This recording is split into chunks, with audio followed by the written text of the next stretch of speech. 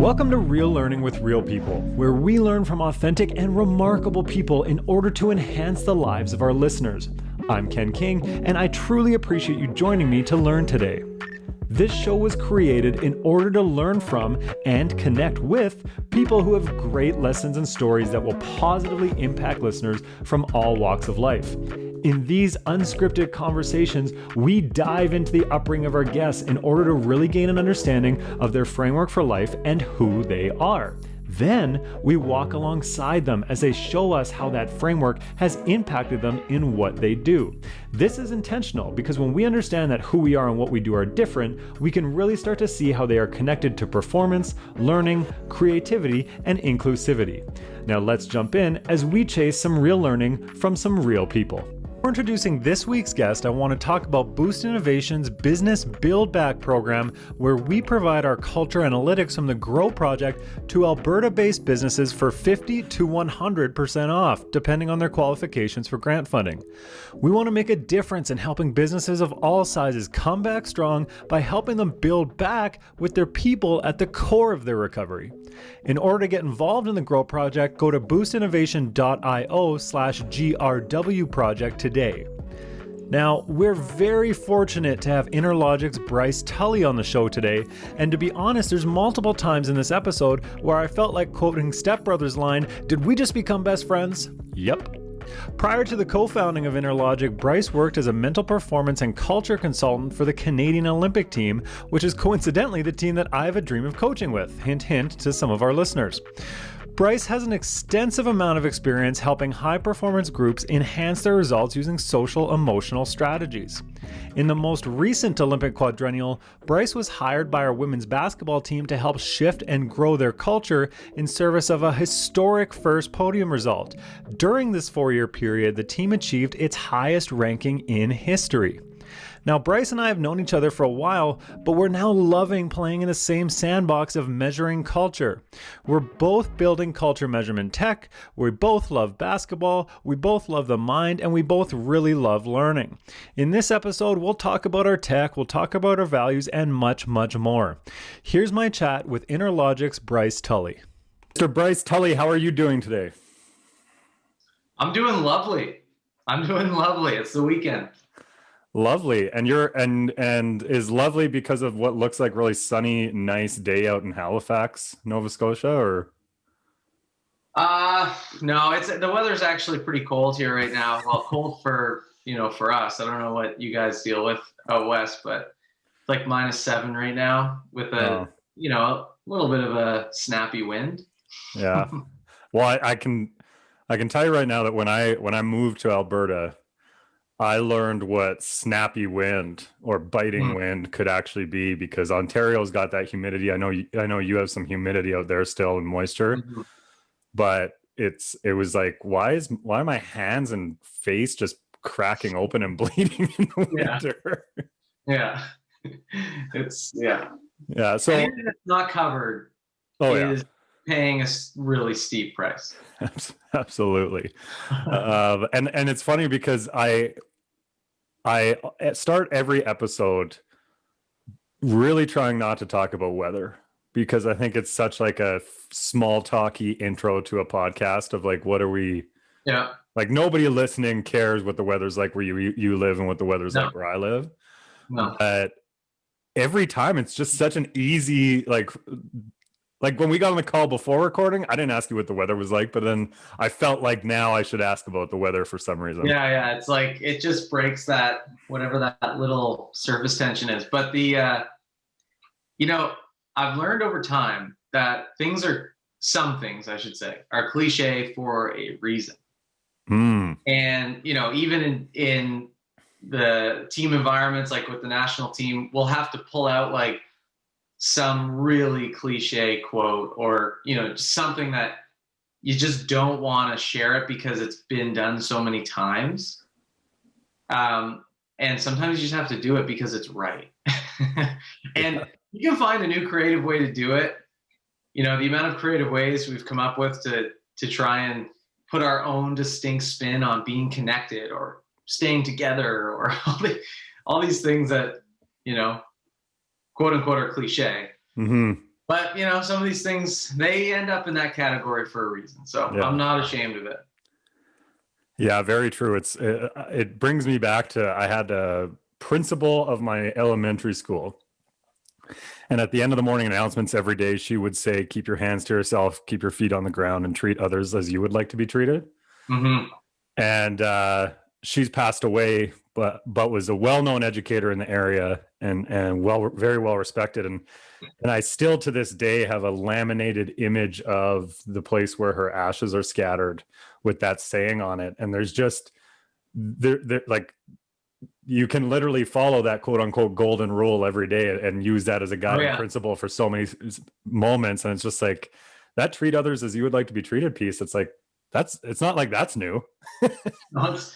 That goes way back to like thy neighbor type back. But it's funny you say that, because we had a principal when I got into high school in grade 10, and I think he instituted this new saying, or kind of like motto or mantra of our high school. We all made fun of it at the time, as you do anything in high school, probably. But it was learned to do by doing. And I remember thinking, like, that's so lame. Like, what a dumb way to try and convince us that school is cool. But again, still to this day, I'm like, that is really important. Like, you do have to do it yourself to get really good at something. And that is a good way to learn. And he was right in the end. Yeah. Well, and now look at the people that have built learning enterprises around that concept. Like you and I have talked about Trevor Reagan at Learner Lab, but even like Simon Sinek, Seth Godin, like Stephen Pressfield, like a lot of these people are people that advocate in various ways for that exact concept. But it does come back to that root concept of just doing shit and then learning shit. Yeah, just begin. Sometimes there's, you just walk in a circle in a meeting like 10 times with people trying to figure out, like, well, what's the best way to do this? Oh, we could do it that way. Oh, the players may not want that, or the team may not want that, or we could do it this way. And sometimes you just reach a point where, like I've said out loud in meetings, like, we just have to begin. Let's just do something, and they will guide us to the next thing. So even as staff, we're learning to do by doing. Nothing goes perfect, but you just have to start, basically. Yeah, absolutely. And I want to come back. Usually by now I've already asked kind of our guiding question of the show to hear a little bit more about your upbringing, that kind of thing. But you've already said something I want to touch on before we move forward. And it's you self-corrected or course corrected yourself in something you were saying, and you were about to speak in an absolute. And then you checked yourself. God, I'm in trouble if you're this good at analyzing my communication. And you quantified it. And I'm curious just right away if that was something that is something that you consciously do, or something that you try to avoid in your practice or personal philosophy, because you definitely paused as soon as you were about to say something as an absolute, and then circled back to kind of give it a little bit more space. I'm trying to think of what it was, but that probably doesn't matter, does it? No, and a really good podcast host would have written down more than just absolute and then underlined it and actually written down what you said, but I don't remember either. A really good podcast host would have that co-host like Howard Stern. Yeah. That's just, taking all your notes and doing all the busy work. But yeah, so it's a good question, actually. I've never thought of that way. I think I do have a hesitation to talking in absolutes, because you always run the risk of closing somebody off, or ruling something out, or ruling some person's experience out, which, I think I've just had some bad experiences with myself. And so it's almost like trying to be overly flexible in the conversation and in your perspective. But it's funny you ask, because I had this performance review meeting like a few months ago, and two people separately, not even knowing that each of them had said it, who are kind of like, people that were leading me in this structure that we had, told me that over the last 2 years, they think that I've lost some of my confidence And I asked for reasons like why, like how do you come to that conclusion in this environment? What's leading you to say that?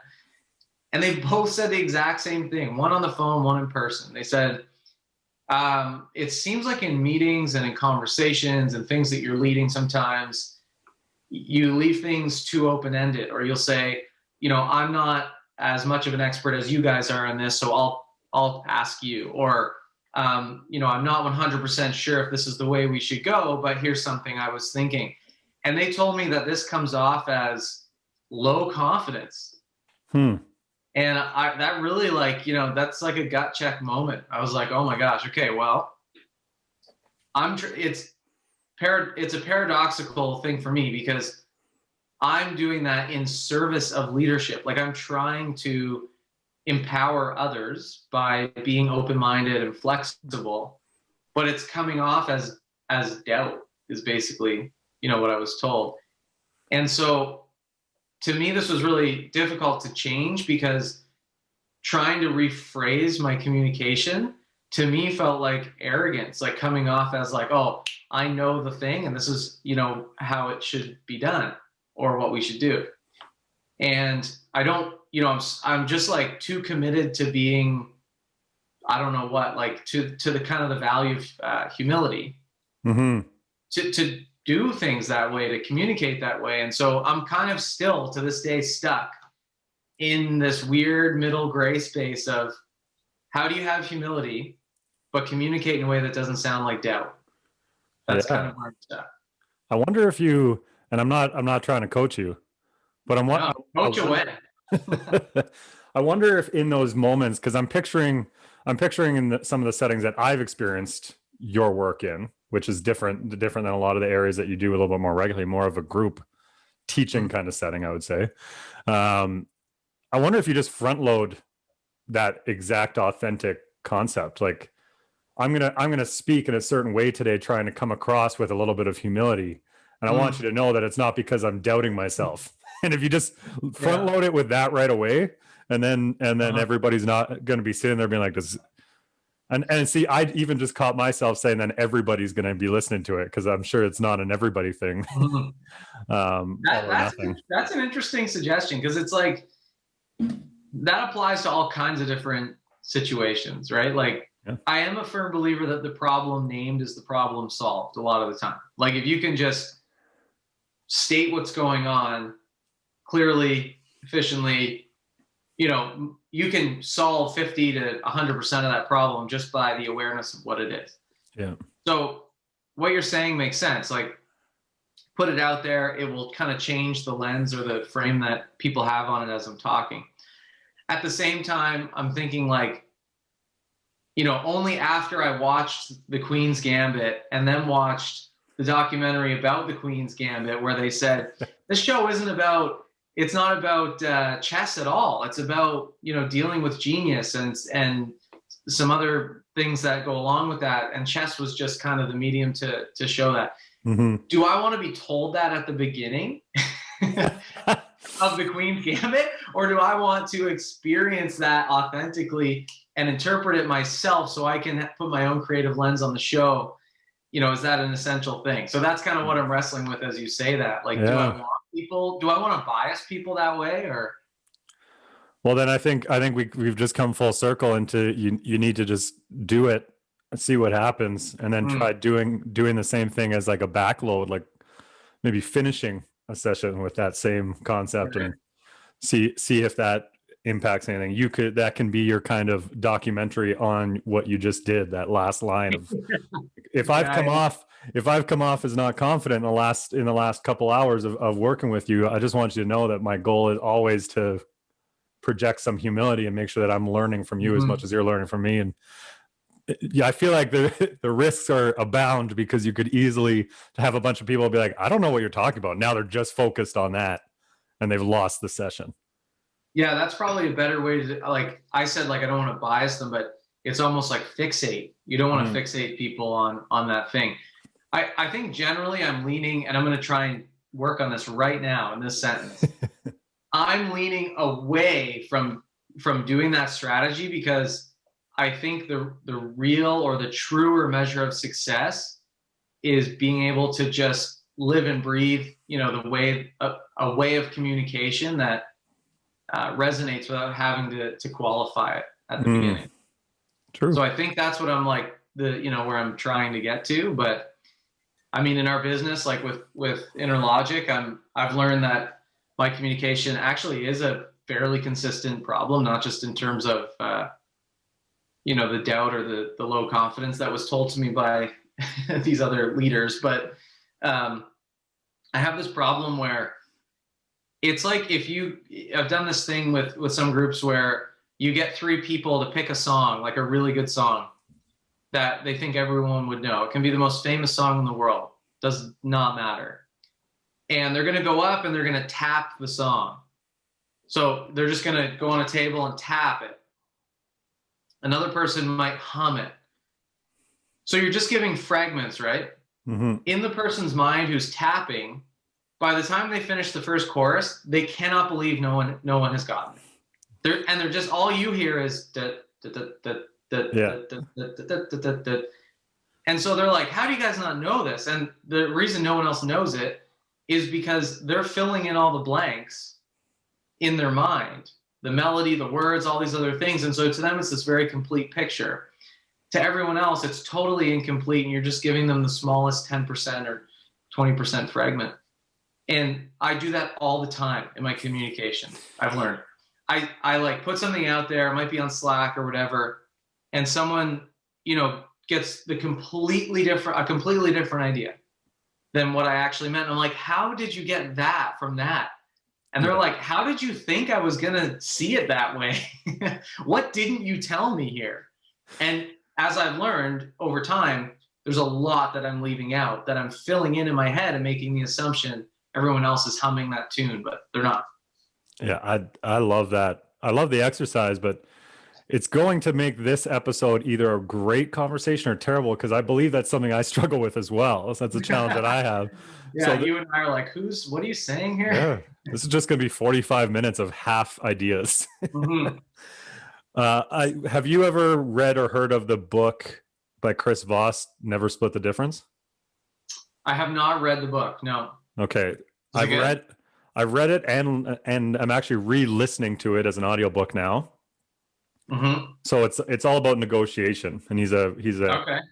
ex-FBI hostage negotiator who's also done a lot of business negotiation.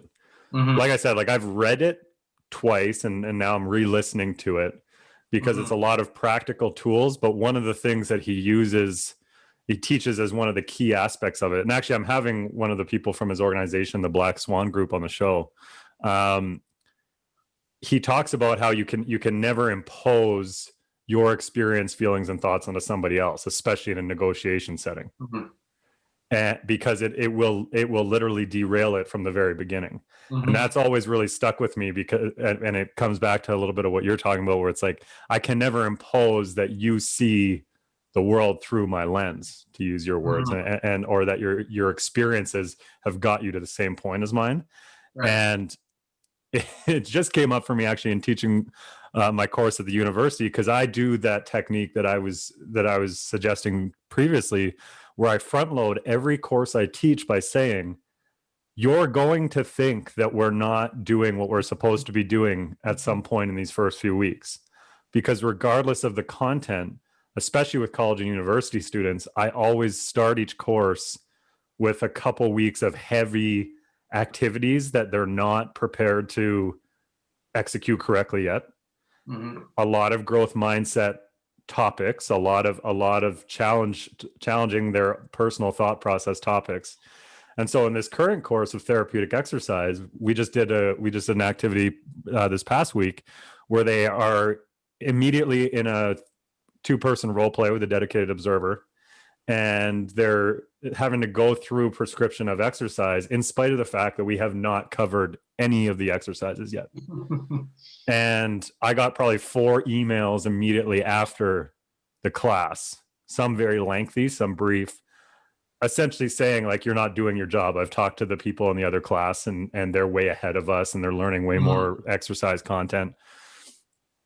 And even though in that first class I tell them you're going to feel this way, and you're going to probably complain, even though I'm telling you you're going to feel this way, but this is a technique that I've used multiple times and seen success. They still get to that place.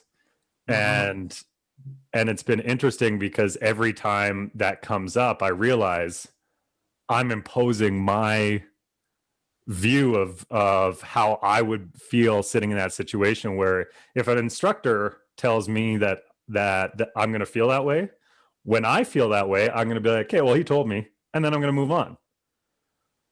So it's kind of like, I'm going to replace your specific example with a broader statement that I think captures what you did there, and see that maybe we can untangle, like, well, what type of people would respond well to that. Because to me, what you said was, hey guys, let me back up. Hey guys, I know you don't know me yet. We have, none of the pillars established of a trusting relationship, other than the formal ones put in place by the fact that, someone who you probably trust gave me this job, as an example, or some entity you trust. And then you kind of throw out this statement of like, I want you to pretend to trust me until you do. Yep. And that's a really interesting space to put people in, right? Like, any room, any group, I want you to pretend to trust me until you do. It's in and of its own phrasing, a very contradictory state to put people into, right? It's like, how do you pretend to trust? But this goes, I think, to a deeper level of why you only got a few emails and not all, like, why didn't everyone email you? Why didn't everyone email you the same length of the people who did? Yep. And so there's all these other factors of how every single individual in that room is wired, and what they're going to respond to, and what experiences they have, and all that shit, like, in their past. And I think all of that weighs in, like, I'm the type of person who, if someone said, look, for us to work well together, I want you to pretend to trust me until you do. And that's only going to take about 3 classes. And then if you don't actually trust me by that time point, let's have a conversation or whatever. Yep. I'm the kind of person who would be like, I love this situation. Like, I'm just going to hang on every word, and just the vulnerability that you showed in saying that makes me trust you. It almost like has its own trusting effect baked into it, that something that I don't, right? Like, kind of looms this thing, like, there's something up here that I know that you don't, that leads me to say this in a way where I know it's going to come true at some point, because you wouldn't say it if it wasn't. But there's some people in the room who are like, no, I need to trust you in the next 5 minutes. And when that 5 minutes is up, they're like, better be the next 5 minutes. And by the end of class 1, they're like, I'm stressed. You hold a lot of my future in your hands, and I don't know if you're doing it the same as this other person, or whatever it is. Well, and by nature of trust, if they're seeking that rush to trust, there's probably no way I'm going to get it from them easily. And right. It's going to take about that same amount of time, probably, and some of those mutual challenges and experiences before it happens. So they're probably going to get to the same spot, even if I spend that whole day one trying to build trust. Because conversely to what you said about some trusting me just by my vulnerability, if I just spend all of day one trying to get the trust in organically, I'm probably getting nobody's. Right. There's another, I think, branch of this too that's really interesting, because it's like, it kind of goes to your approach as a teacher in any space that we're working in. So for me, this would come down to, like, if I think of a similar situation with the national team, let's say, if I'm going to interact with the whole group the day of the game or the day before the big game or whatever, it's easy to get caught up going into that thinking everyone needs to feel a certain way coming out of this for this to have been a success. And, putting too much stock into the emotional side of it and into influencing the emotions of others can be risky, because that's not usually something you have a lot of control over. You have some influence as someone, who's presenting to the group, but you don't have much control in terms of how this thing is going to hit that person and what's going on in their life. So oftentimes what I'll do instead of, running that risky game is I'll play a different kind of strategy, which is I want us all to be paying attention to the same thing leaving here. However that makes you feel is not our individual problems. Mm-hmm. But what we need to do is be focused on the same things. So in essence, maybe the other strategy in your class that could have worked is it's not about like trust, or it's not about, you're going to feel a certain way. It's for the first 2 classes, I want you to pay attention to only things you can control. And I don't want you to communicate, don't send me an email about something that you can't control, whatever that may be. Just pay attention to what's in your control and master those things with the, we have this saying, what you have is what you need. It's like, work with what you've got for the first 2 classes. And the best way to do that is by paying attention to X, Y, and Z. I find when we've done that, on a national team level, it does have a high success rate in that, look, we don't need to pretend that, we have some relationship with the referees or with, or we can assume any of these emotional components of this situation. But what we do need to pay a lot of attention to is X, Y, and Z. And in this case, it might be, we need to pay attention to, the body language that we have when we sub. Like, don't worry about how someone else is feeling or how you're feeling. Just make sure that you're paying attention to that posture piece and, to the voice of the coach and to, the score and time situation. Make sure we're paying attention to that and checking in as we're on the bench so that you're not put into the game and unaware of the exact circumstances of that. Like, how many different things can we really be tangible about when it comes to just using your senses, your eyes, your touch, all these things, and just kind of pointing them in the right directions? I really firmly believe that everyone on the court or in these situations is in a different emotional state and can be paying attention to the same thing. So that's a really unique situation to try and manage. And I think that, from my lens, that's a really important approach. It's like, we're not going to nail down the menu of emotions here, folks. Like, we really need to find our focus through the feelings. And you've been here before, so you might feel excited. She's never been here before, so she might feel nervous. But guess what? You're both paying attention to the hand on your hip on this inbound play, and then you're shifting that attention to funneling them to the left side of the court and what the voices behind you are saying. You can be nervous to do that. You can be, excited doing that. You can be a lot of different things doing that. And I know I just went on a wild tangent about focus and emotions, but it was fun for me. It was fun for me too, because I'm just writing away here. And I one of the things that really comes out in that, and it's going to allow us, once I actually ask the questions that I usually start the show with, which are now going to come in the second half, is the idea of feelings don't equal focus. Mm-hmm. Especially when we talk about collective. Is that a fair representation if I were to try to put a bow on it a little bit? Yeah, absolutely. We've used a visual before multiple games that is just a symbolic reminder for us, where I put the initials of all of our players in a little bubble. And I just make up emotions. Like, I'm like, this isn't fact. Don't worry about that. And all these players' bubbles are there. And I just assign emotions to each one of them. And it could be 3 emotions per person. Mm-hmm. And there's crossover. Like, everyone's probably feeling energetic or motivated to some degree. But, some people are a lot more optimistic than others, maybe. Others are feeling more stress or whatever the case is. So we'll just kind of make this emotional collage. And it's really overwhelming. Like, you look at it and you're like, imagine if we had to, like, for us to play well, imagine if we had to get everyone's feelings aligned. Like, how much time do we have between now and game time? Do we think we can do it? Yeah. Okay, let's go one by one. Maya, what do you need to feel boom, boom, boom? These three things, because that's how we need to feel. We'd be in a ridiculous scenario, right? Mm-hmm. So then in the middle of that is, our anchors or our focus points.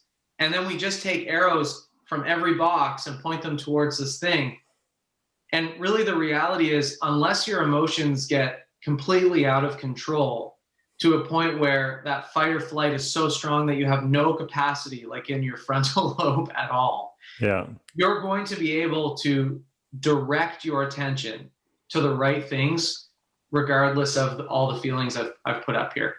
If you're outside of that window, that's something we need to work on more individually. That's something that, potentially you need to remove yourself from that situation and take a breather or engage someone else to help you out, to get you back on track and course correct. But generally speaking, it's very doable to get everyone paying attention to the same thing. More doable than getting everyone feeling the same way. Yeah, absolutely. One, it immediately conceptualizes and makes plans and error detection and correction or problem solving so much easier from what I can see on the leadership side, because now you're not trying to manage or quote unquote fix emotional problems, and that's probably a misnomer, but emotional challenges. Instead, you're addressing like up and down regulation, focus, and the skills that you can actually build in the individuals. Yeah, absolutely. I mean, it puts you in the driver's seat so much more than taking another approach, I think. And so it's the other factor here is just acknowledging that, yes, emotions have a profound effect on performance. We know that. Like, we're not resisting that idea. It's just diving into why, right?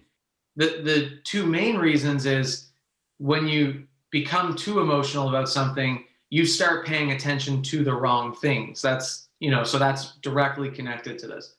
The second reason is the influence it has on your energy, right? Like, your emotions are actually your physiological response to something or some stimulus. Your feelings, which are different than your emotions, are your subjective interpretations of that situation.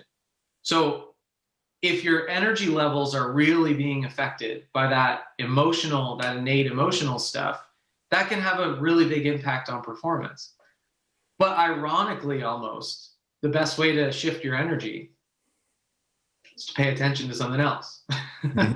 So you get right back to the same solution anyway, right? Like, you just look at the effects of gratitude on cortisol levels. Yeah. Right? Like, gratitude, people say like gratitude is a feeling, and it is, but it's a feeling that starts with shining your attentional flashlight on something really particular. So it starts at that place of noticing, something that you wouldn't have noticed before that you are grateful for. The feeling of gratitude is what, finally triggers that cortisol difference. But again, it goes back to your attention it's like a flashlight, right? It's just moving around, and it's either you're holding it or your emotions are holding it. So hold it yourself, basically. Yeah. Well, and what I say a lot is when you talk about that noticing and that kind of controlling that controllable aspect of feelings, emotions, and thoughts, as opposed to just letting them hold the proverbial flashlight. And I might have stolen this, so I'm not going to pretend like I came up with it. I just say it a lot. It sounds like it might be something that I stole. I just don't know where I stole it from. I have things like, I'm like, where did that? Yeah, like, you kind of say it and people are like, oh, I like that. And you're like, yeah, like, you like it so much that I'm wondering if it's actually my own. So maybe Google it and check it out and let me know.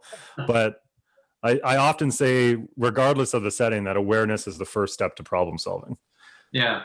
And that's like, it's pretty broad. Like, it's a pretty general statement, but the root of it is generally in actually being aware and noticing how you're reacting to XYZ stimulus. So it's been interesting for me as I try to implement that in a variety of settings, because like you, I'm working in various settings all the time, whether it's sport or business or my own side of business, the entrepreneurial side, and myself working on myself. It's like, do you even know how you feel right now? Like, have you even taken the moment, Ken, in this situation to check how you feel? Because you are truly just in that reaction phase. So again, if I don't know if I came up with awareness as the first step to problem solving, but people listening can Google it and let me know if I stole it. Well, it's sound advice nonetheless. Yeah, doesn't really matter where it came from. It's good. It's, I agree with it.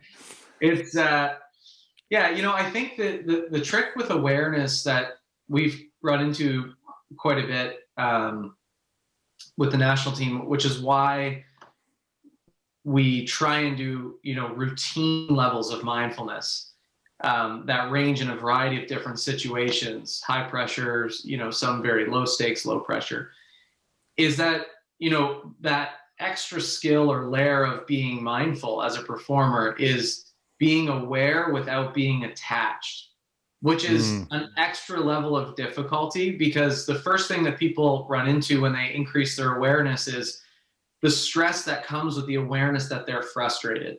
Yeah. So it's like, I'm frustrated. That's how I'm feeling right now. And that's awareness, right, in a moment. But if you feel stressed because of that awareness, you're actually making your problem worse, potentially. Right. So just trying to build that skill in of how do you detach from what you're noticing, right, in a way where you're not judging yourself or the situation just because you've noticed it. Because you noticing it doesn't change how real it is, right? It's there, it's been there, it's happening currently. So you really don't need to add anything to it. Yeah. Yeah, that,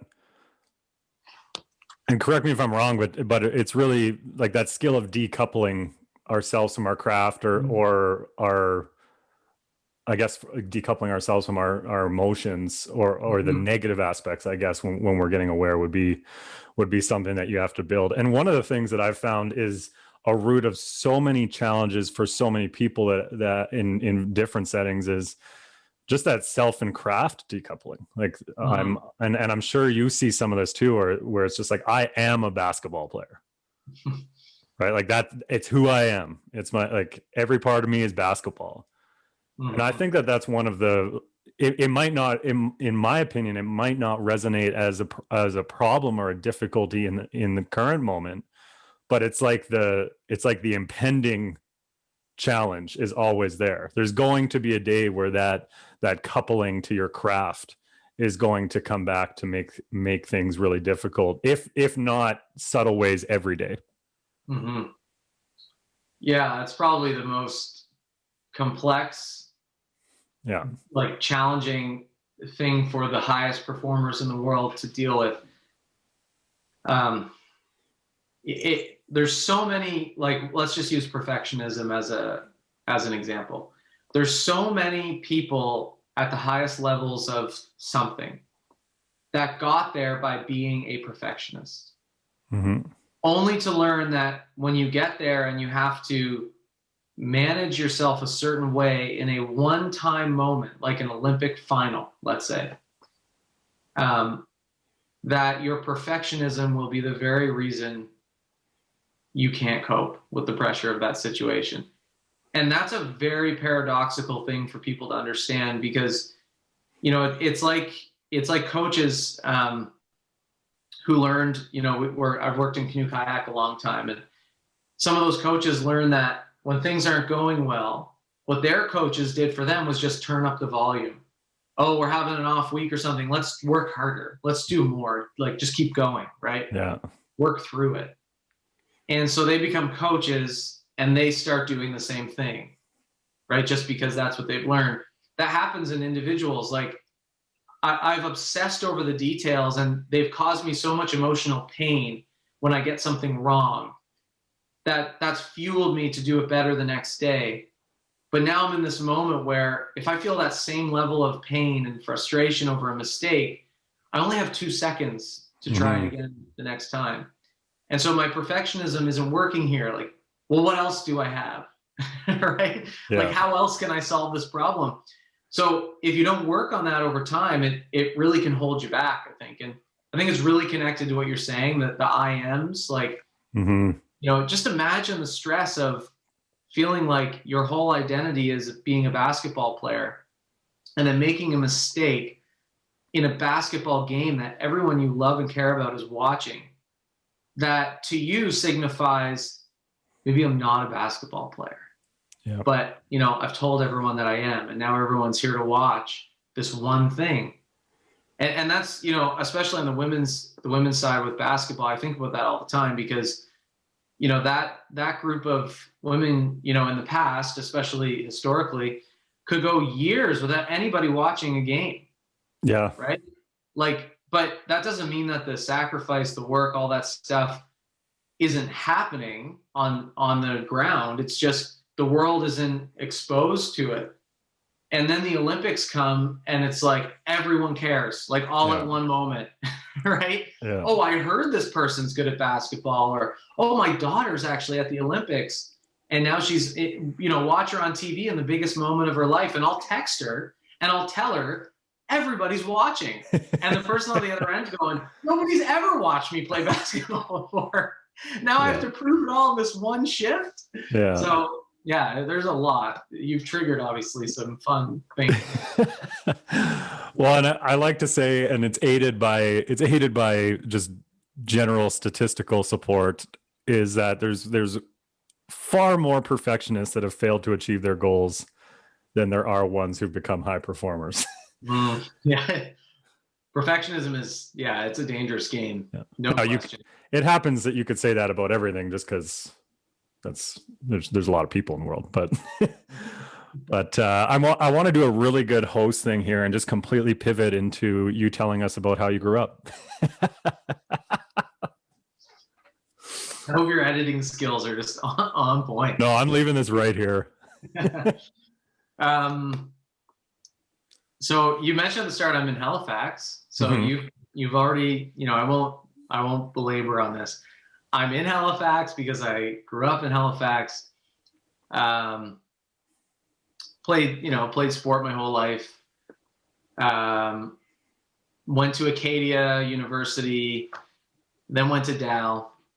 Did my master's at Dal it's a master's of science in kinesiology. And then maybe somewhere in the history books, there's like the smallest subtext, like in sports psychology, but it's a master's of science. And just my two main loves in life, I would say, growing up were sport and music.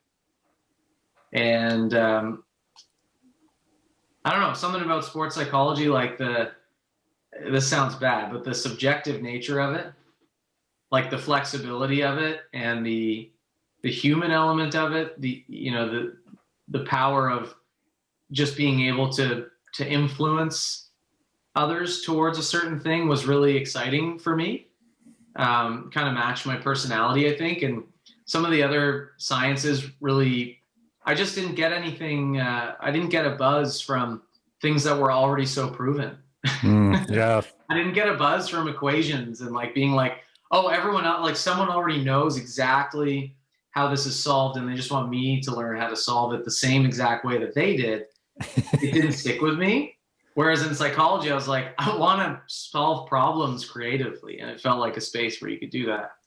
Yeah. And the one question, I'm going to hit you with the hardest question of the show for many of the people on. If you had to describe each of your parents in a word, what would that word be? Oh, okay. My mom, and one word? Yeah, some people try to hyphenate like 3 or 4 or 5 into one. No, I'll use one word. My mom, competitive. My dad, personality. See, and I really enjoy asking that question and then not not looking for the why behind it, which may sound unempathetic, lacking in empathy, because I really want people to just kind of consider it and then hear how that comes through in the rest of your conversation. So that's why I usually this is at the beginning, because when people hear it, and actually it comes back to our original conversation. Now they're going to put the Queen's Gambit documentary lens on everything that's been talked about before this, and be like, oh, now that I know that he used competitive for mom and personality for dad, I'm seeing some stuff here. You know what? I actually, you just triggered a thought I had when we were talking about the Queen's Gambit thing, which I know I kind of brought up randomly, but I'm going to watch it now. Oh, it's good. Yeah. Working with groups, as my job basically is to find ways to, like, you do this too. A group of people come in and you want them to be just, a little more switched on than usual by how you're going to do something. And it's a new lens. You're providing a new framework for them to solve something. And I actually really like the idea of using the lens of a documentary as like a group exercise. So say you've gone through something with a group, the classic method is like, let's debrief it. And I think everyone and their dog is like, I don't want to debrief anymore. It's annoying. It's boring. So, the nature of debriefing is obviously in service of really good stuff. It's like, I've always said this stupid phrase that's like, oh, if you really want to learn from an experience it twice to try and, prove the benefit of reflection and debriefing. But this concept of like, how can you debrief in a creative way? I think it's a really cool thought to be like, you know what, let's put people in groups and you guys are producing a documentary on this event. And here's what it means to produce a documentary. You need to come up with a storyline, 4 main sections. And remember, if you could have cameras and microphones anywhere you could behind closed doors, like all access, what would you include in this documentary that would best capture what we just went through? I think that's a really cool idea that you've kind of stirred up by using that phrase. I'm going to try that with my class next week. Oh, geez. Let me rethink it and make like. Well, the great thing is that in the teaching setting is that there's very few people that see it as a performance setting. Very few students, I should say, who see it as a performance setting. So something that may be a little bit of a novel or new idea, and I'm going to use that word to spin us into our next part of our conversation in a minute, but in a typical performance setting like sport or music or something like that, when you use it in a classroom, if it's not perfected yet, it can still be highly effective because it's everybody's so raw to those ideas. Yeah. And it sounds kind of bad, but I use the classroom setting a lot to guinea pig some of my more performance ideas because it still is beneficial to the group and the people in it. Oh yeah. But it doesn't need to be at that same level that it might be to like implement it with a basketball team or implement it with a corporation or something like that. I think that's a brilliant way of doing it because, every facilitation tool that you use, in my experience or my opinion, has a bell curve shape to it in terms of its utility. Like there's an exchange of energy in these things that, if you don't do a lot of presenting or facilitating, you don't probably feel this. But what I feel coming out of me when I'm really excited about something novel and innovative that I want to work with a group on, it's absorbed like in those people, right? Like they sense that energy and that ambition and a little bit of risk taking too, right? Like they sense like, for this to stay on the rails, like this has to go really well. Like we have to be really switched on because, it's new to all of us. Yeah. When you do something a million times, you lose that exchange of energy and that creative and innovative feeling. And I need to feel a pressure of like, it's up to me to keep this on the rails. And to do that, I need to be totally switched on. If I've done something too many times, I feel like I can switch off. It's routine, and I don't pay attention to the same level of detail. So the class makes total sense, right? They actually get the best version of you in a way because you're so committed to like, I can't mess this up. It's a risk. It's on me for this to go well. If you do it a million times, you go, I know it's going to go well. It doesn't matter if I perform or not. Right. So I like that version of it. And they're actually privileged probably to get it. And then somewhere 2 or 3 times later, some way higher profile group gets, your first version of this in a really high stakes environment. And then you'll probably stop doing it. Yeah. Yeah. Right. Or you'll change. Yeah. Totally. So I think it's a cool model. Yeah. Well, now that you've pumped me up a bunch, let's take let's take the lane that leads us directly towards that novel and innovative side, because we're both working and have spent a good amount of time now over the last couple of years scratching and clawing in a similar space of measuring culture and measuring and helping people to improve through data-based culture analytics would be the way that I would describe it. So tell us a little bit about Innerlogic and what they do, or what you do with Innerlogic, and what you're hoping to solve for others. Good question. Good multi-tiered question. So Innerlogic is a tech solution in essence, that's designed to kind of level up the whole space of capturing and measuring the intangibles, basically. That's what we're trying to do. We talked about, I was going to mention this when we talked about emotions and emotional intelligence within teams, because that's a big part of what Innerlogic does is, it's a tool to help people reflect really quickly on learning, like, how did I feel? Like, what was I actually going through in this meeting or in this moment or in this week? And documenting that in a way that serves them, because it builds their own EQ by doing so, but then gets visualized in a way that also helps the team understand the collection of feelings and emotions that are going on in a group. Especially right now with remote work. And I was talking to Alex Hodgins, who I may have mentioned to you before, but he works with women's soccer and the Canucks. And, he basically said, he had this really cool phrase. He's like, what you guys are trying to do is like replace the water cooler in a way, like, replace the coffee machine, replace the whatever, where people actually get to read the body language of others and start to understand how they're feeling and what they're going through in person. But with remote work now, that's really difficult, yet the way people feel is still relevant to a team's performance and dynamic with each other. So we're trying to build this, or I shouldn't say, I'm still saying we're trying because we've been trying for so long. It's built. We have now built a thing that, in a really succinct, quick, AI-driven process, allows you to kind of give these inputs that creates these great outputs for a team to just understand exactly what's going on within it. It's not meant to replace human connection. It's actually meant to complement it or supplement it, or give it a starting place. Skip by all those processes of asking the generic, oh, how are you? Oh, I'm fine. I heard some stat like how many people say they're fine in the run of a week.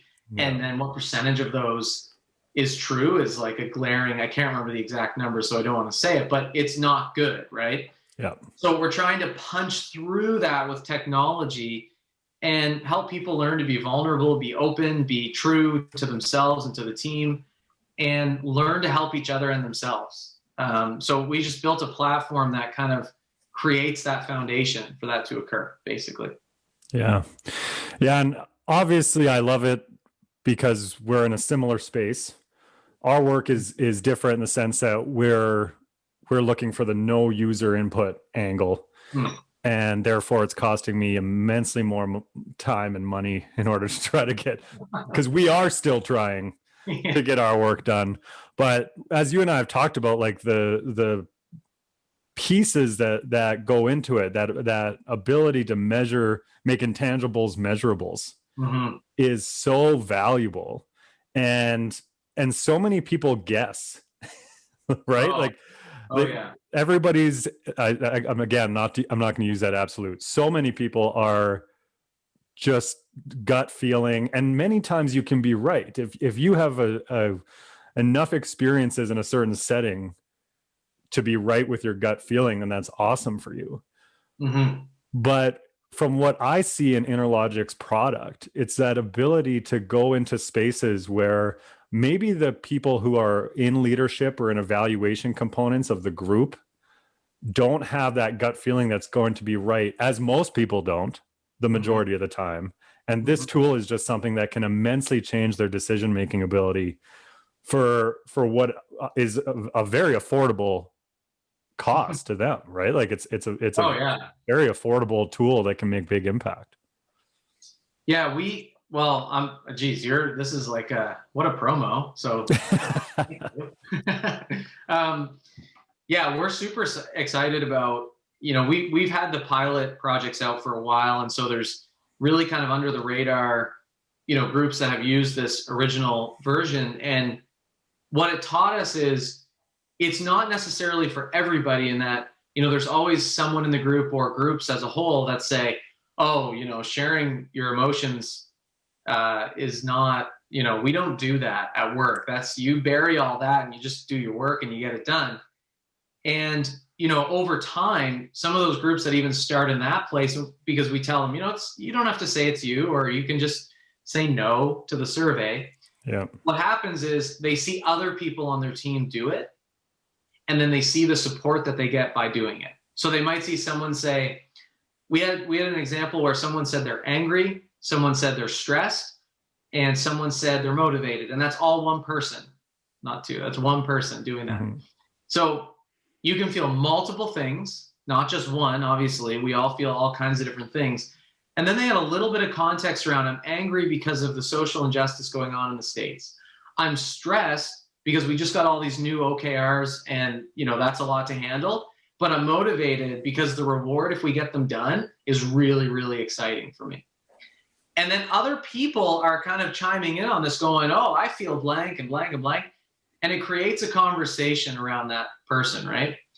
And the people who are resisting this from the beginning, they kind of get slowly drawn into, oh, I'm missing out on some really like strong network of support here if I'm not involved in this.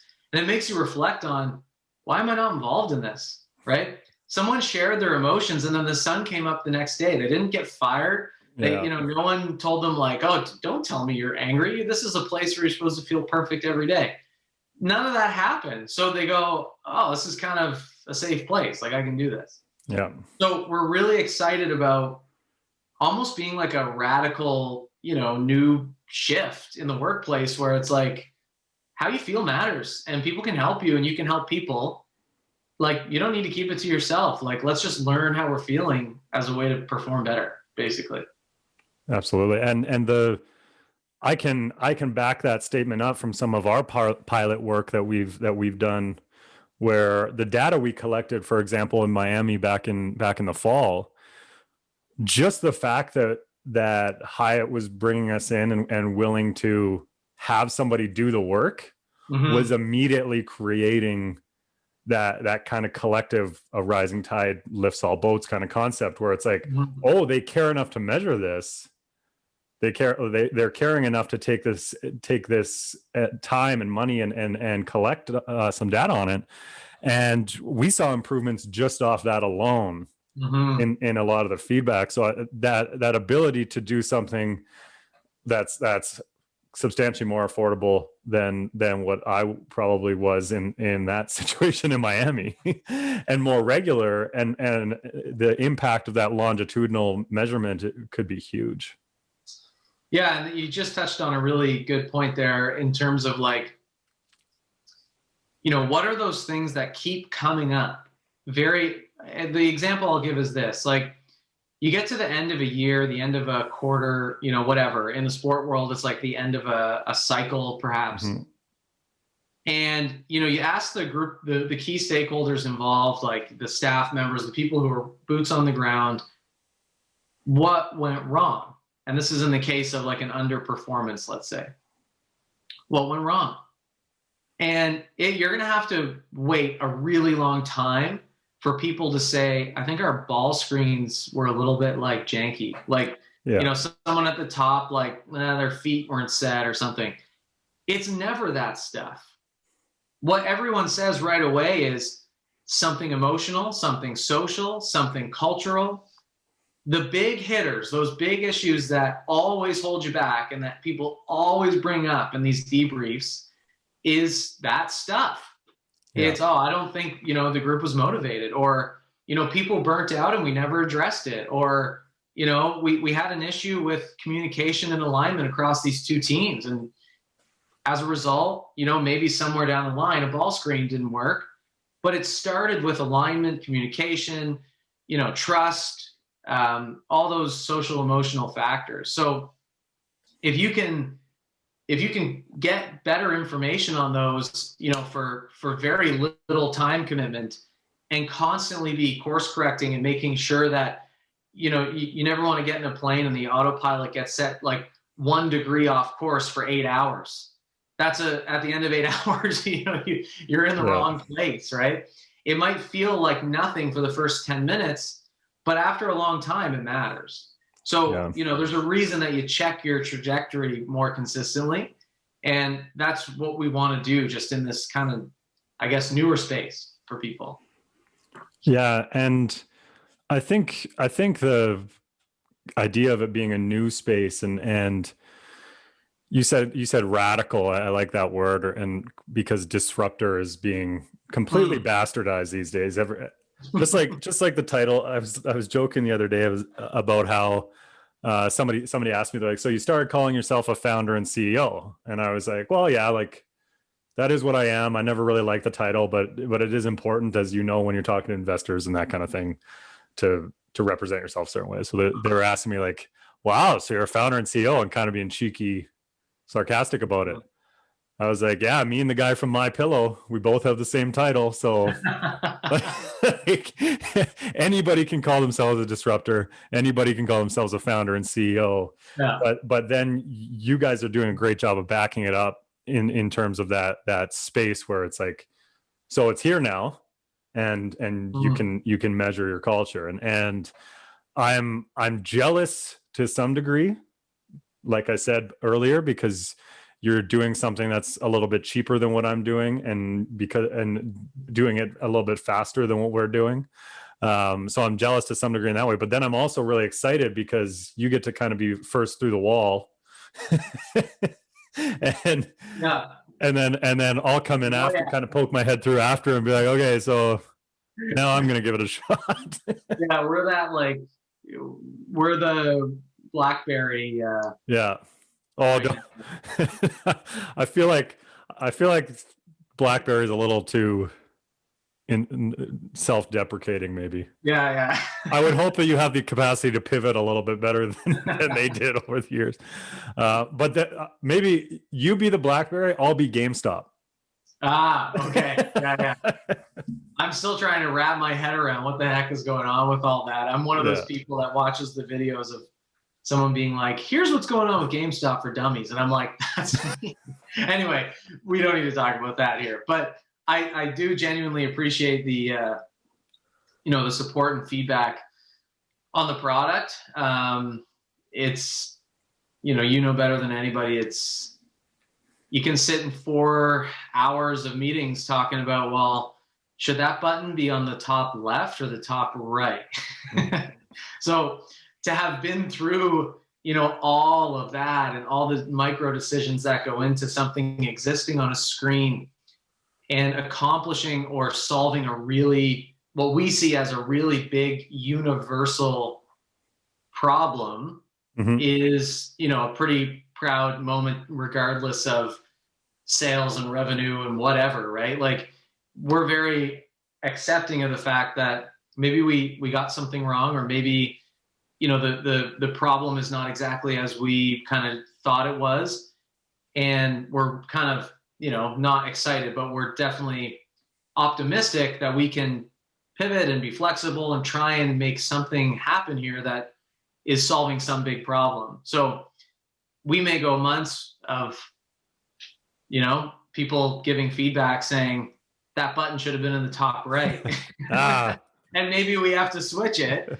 But nonetheless, the nature of what we've done is new. I think it's for forward-thinking teams and leaders who are actually all about culture and being honest and transparent and open, and not, the old version of high performance culture, which is just get it done. And if we get the results, then it must have been done right.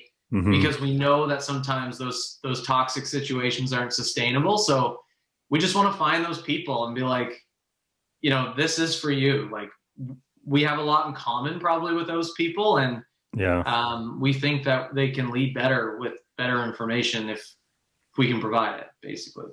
So thanks for the shout outs on your podcast.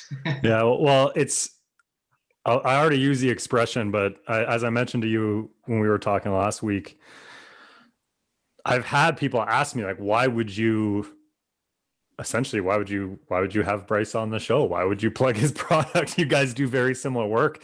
And it's like, we as you and I were talking about, like, we're playing the same sandbox. We're facing similar challenges. Mm-hmm.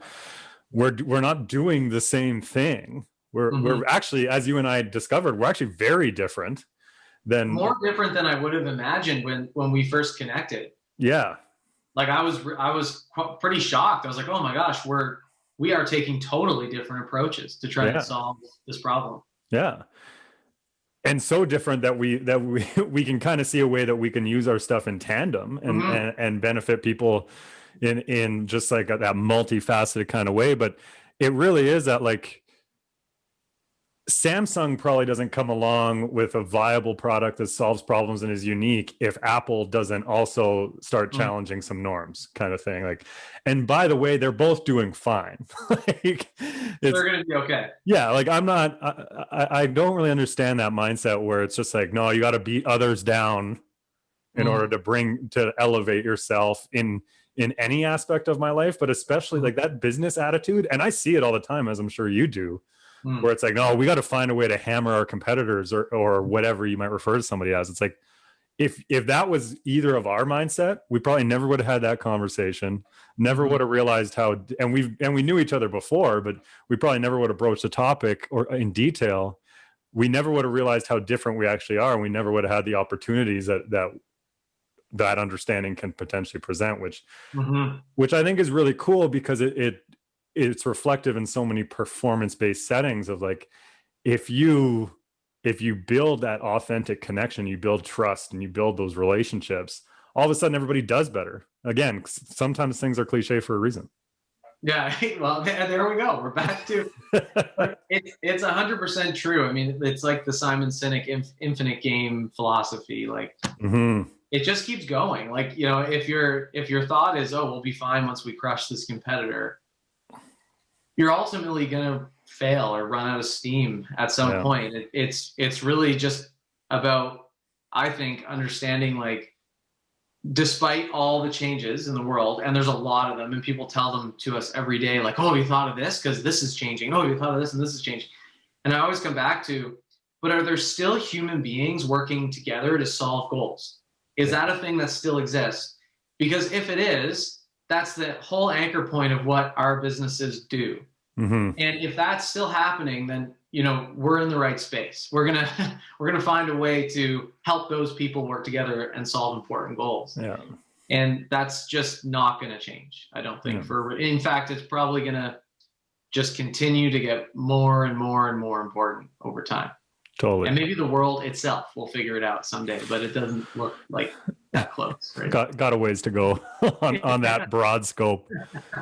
Well, and to connect it back to some of the other work we do, there's so much more value in building, in trying to improve your own internal processes as a team or an individual, and those kind of goals, as opposed to just focusing on that beating another team or winning another championship. Like Kevin Durant and LeBron James, I should say, train together in the off season, right? I don't know if they actually do, but I know a bunch of those guys play against each other in the off season. Mhm. whether they're on the same team or not, and then they go play against each other in championship games. Right. And it's because everybody just got better by collaborating and not competing. Yeah, and that's the the trickiest version of that, I think, is when they're actually on the same bus at the end of the day. Mm-hmm. Right? Like, you can always pull out that competitive side and forget that it's your friend LeBron and want to win, and everything still be fine at the end of that. And I think people play those dual roles. What I have the hardest time with from a sports perspective in the sports psych world is that kind of same mentality when you're on the same team and you're getting on the same bus, and you want that playing time that someone else wants because you're a competitor and you've pushed and pushed and pushed. And, especially on the national team, but on every team, even working in the corporate world, you bring people together and you just start to see that, this person loves working with this person. They have a lot in common and they can collaborate, but there might only be one promotion above them, and one of them's going to get it. And that's where egos and attitudes and character really starts to come through. And I think managing and handling those situations as the person in it or as someone trying to help manage it is so hard, so difficult. Yeah, it's really like if you can get the bottom four of your bench being just as excited about hitting a big shot in a really close game when they wish they were the one taking it because they're also one of the best players in the world, something really special is going on there in terms of the common sense of purpose in that group that takes years and years to develop. In fact, we're working on it tomorrow as a team with Team Canada. Yeah, well, that's a side tangent, and I apologize. No, this show is just tangents. It's just two people bouncing around. That's a great name for a podcast, by the way. Just tangents. Yeah. There's no focus. Just talk about whatever. Yeah. That's essentially the model that we work off of. But so as you've noticed, the 45-minute timeline is destroyed. Oh my God, yeah, is it ever? Like, I'm not surprised. I have never done it, so my practice history has proven that this is probably not going to happen in the current show model, and I'm just fine with that. In terms of moving forward, because by the time this episode's released, your product's going to be available. Yep. So where can people go to check out Innerlogic, and where can people go to follow you? So innerlogic.com or innerlogic.ca, either one. That's the easiest place. And then, I guess most of our information's on there. I've got my own like personal LinkedIn and Twitter stuff, and I think it's all just, my Twitter's Bryce_Tully. Yeah, and you have a good Twitter. We interact a little bit on Twitter. You got some. Oh yeah, there's tidbits in there. There's tidbits. I'm not a high volume person, but ask my friends. A lot of people appreciate people who don't tweet a lot because I'm a little bit more high volume, and I've had a few friends now be like, I can't follow you anymore. I'm tired of you. Like, I like you. Like, we're still friends, but I just don't want to follow you anymore. Yeah, it's so funny, eh? Like, someone said to me, I asked someone the other day, what's your Instagram? And this person said to me, I don't know if you could handle my Instagram. And I was like, what do you mean by that? They're like, I know you're not like super into social media and TikTok and all this stuff, so you're not going to like it. And I was like, no, it's cool. So I got them. And then within like 5 days, I was like, I don't know if I can handle this person. Yeah. That's not me. I'm very infrequent, but try and really, go high quality when it does happen. Yeah. For 2021, I really wanted to do a spread joy and demonstrate not taking myself too seriously intention for the year. So I went all in on TikTok, Twitter, Instagram. So I'm like dancing on there. I'm reading reading poetry. Like it's funny. Is that poetry yours? What was that yours? Yeah. Okay. Yeah. I thought that was I only saw it when I saw it, so I don't know how much traction it got now. I thought it was underrated when I saw it. Like, I liked it, and there was only like a few other people who engaged with it, and I was like, this is better than it's getting the, attention. Well, I appreciate that. It was one of those things. It was a selfish act. I've been writing poetry in secret since I was like 12. Never really told anybody anywhere. Like, I don't even think my parents knew. And I was like, I'm going to pull the trigger on this because I think that if I'm talking, I preach all that kind of stuff, taking leaps and blah, blah, blah all the time. Mm-hmm. And so I'm going to take, and I am not an anxious person. Like, on the continuum, I definitely sit more towards a depressive side on a continuum between the two. Mm-hmm. And that was probably the highest anxiety I've felt in my adult life, was putting that out into the world. And I'm glad I did it. Wow. But I'm telling you right now that it's the most, coaching basketball, running the business, all that kind of stuff. I don't think I've felt as anxious as hitting post on that made me feel. So what an interesting moment that is, though, hitting post. Yeah. Right? Like on things that are vulnerable, like what you just described. It's I could delete it, right? Like, that's the other, but I'm not going to, and I never will. But it's like, it's interesting that something that's actually relatively undoable. Mm-hmm. Like, I could undo it more or less if I really wanted to. Like, if I hit post and was like, oh my God, I can't do this, I could probably get it down before anybody saw. Mm-hmm. But obviously some part of me knew that I wasn't going to do that, and that I was going to leave it and just take what happened. So I don't know how we started talking about me this much, but everybody listening is going to be like, oh, of course he slid his poem and his TikTok in there. No, I think that's it's like a skill to post it. Like, the vulnerability True. skill to post, but B, an extra layer of, I don't know if it's ownership, but vulnerability and openness, again, to say that it's the most vulnerable thing, right? Mm-hmm, mm-hmm. And it's funny because social media just absolutely filters and washes so much of this away, because there's really, there's not a thing you can't find on there. Yeah. Yeah. Right. So when you posted that, as someone on the other end, it's very easy to think, oh, this is just, I don't know Ken that well, and this is who he is more than I know, and this is what he's comfortable doing, and cool, right? Yeah. You never think, what a huge moment for this person. What a anxious moment to put this in the world. Like, reciting your own poetry, da da da da. I never thought those things, right? Unless you know someone really, really well personally. But most of the people we follow on social media, we don't.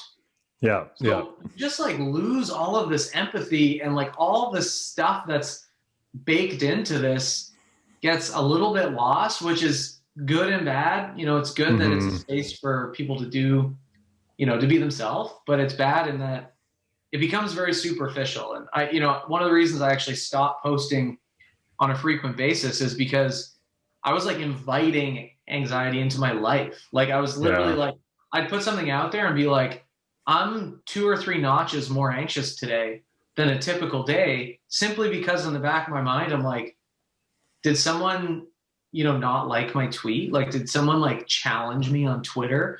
Did I say something that offended somebody? Like, all that stuff just runs through your head. And so I just was like, you know what?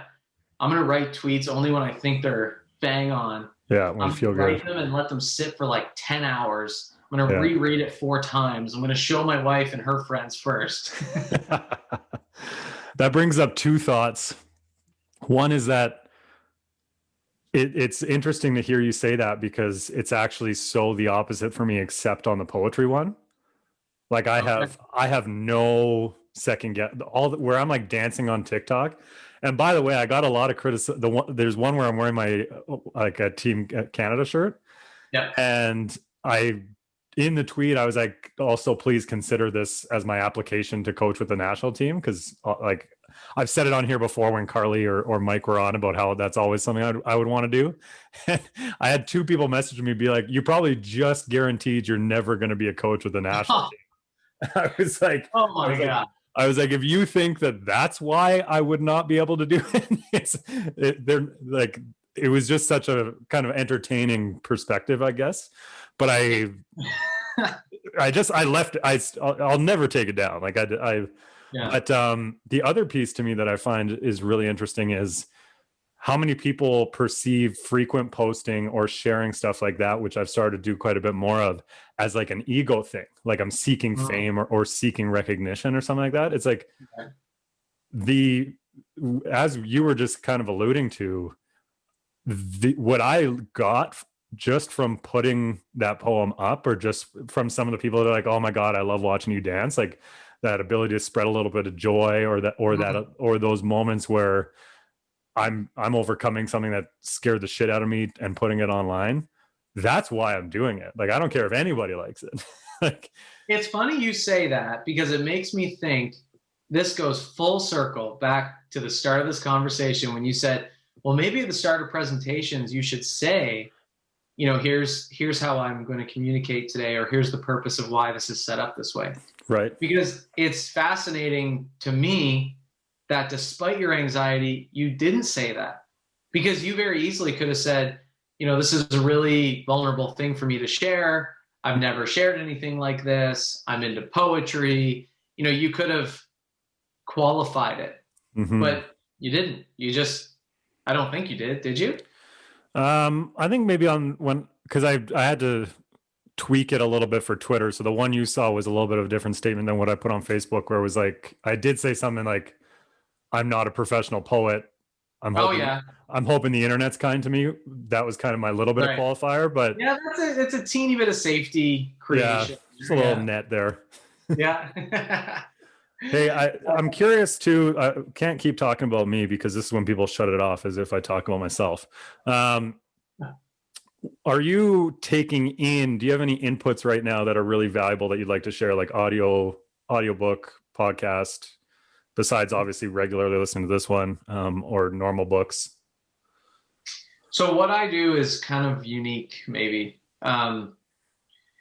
I bounce around many books, like all the time. So I have 3 devices in my nightside table. One is like a Google tablet that has a bunch of books on it. One's a Kindle, and then there's like a real physical book in there.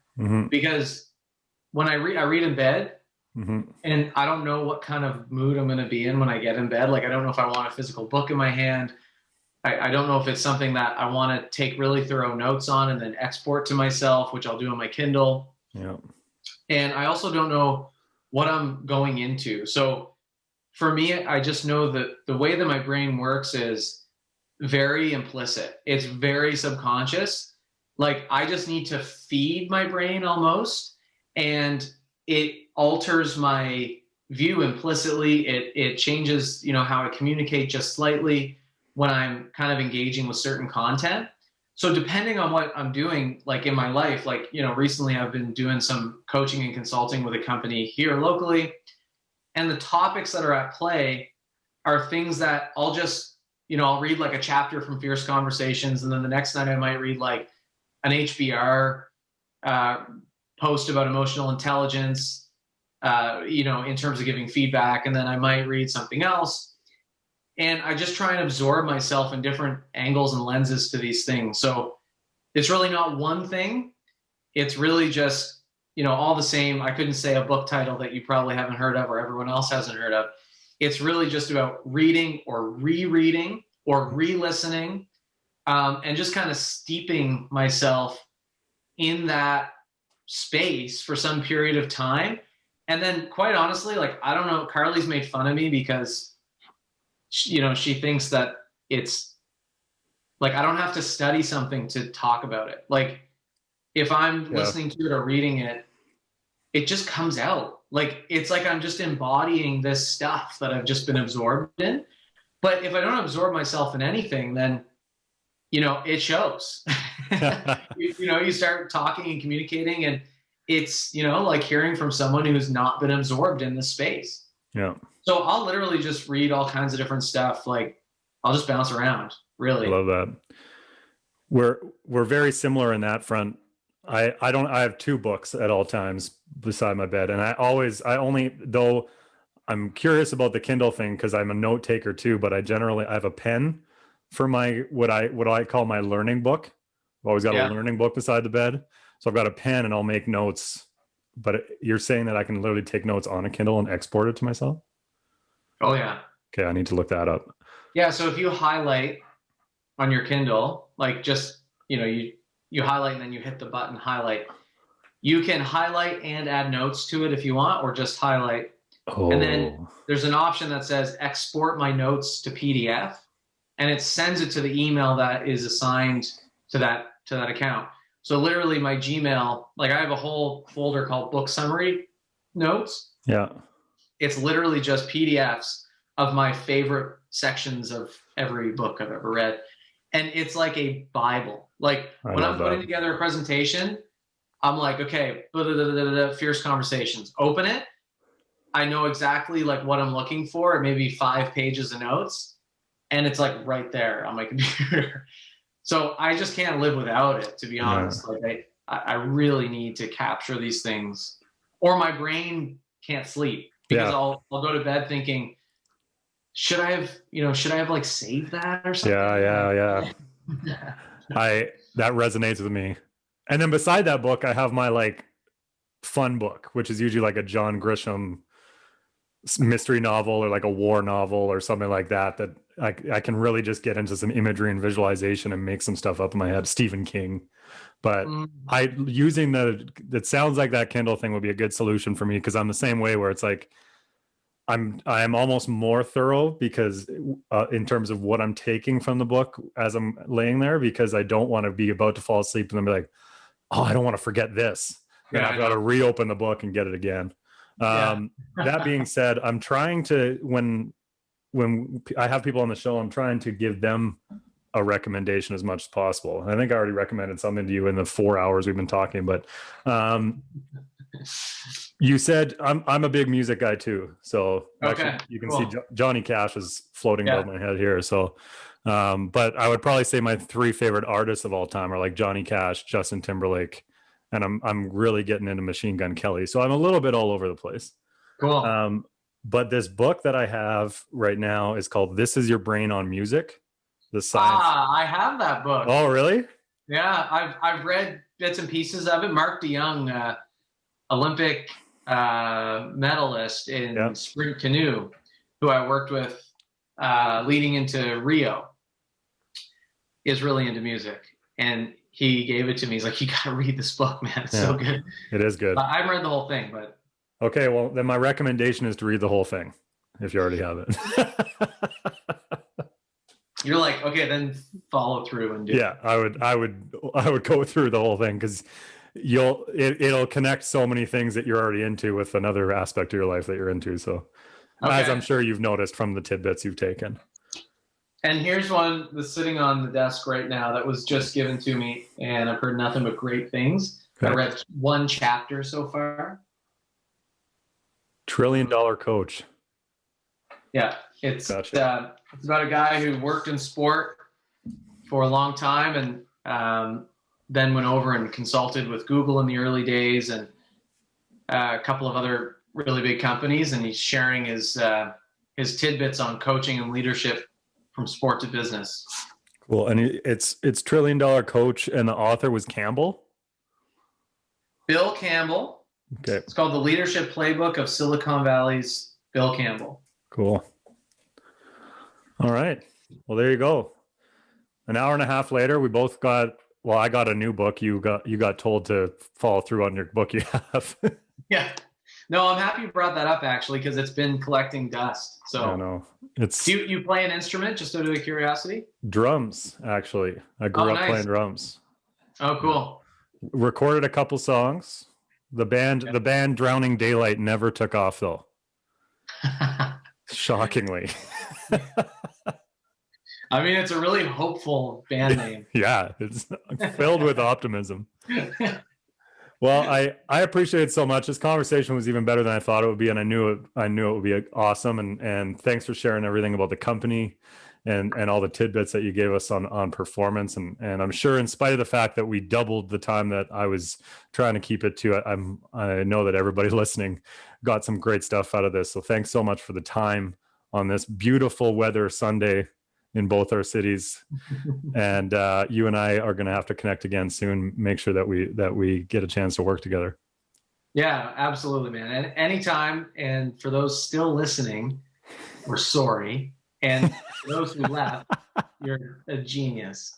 But yeah, thanks for having me so much. Anytime. We can do it again anytime. Cool. Look forward to how we find a way to do stuff together here in our colliding worlds. Yeah, man. Well, you take care. All right. See you, Ken. Yeah, bye. Make sure you subscribe wherever you get podcasts or to this YouTube channel to hear our weekly episodes.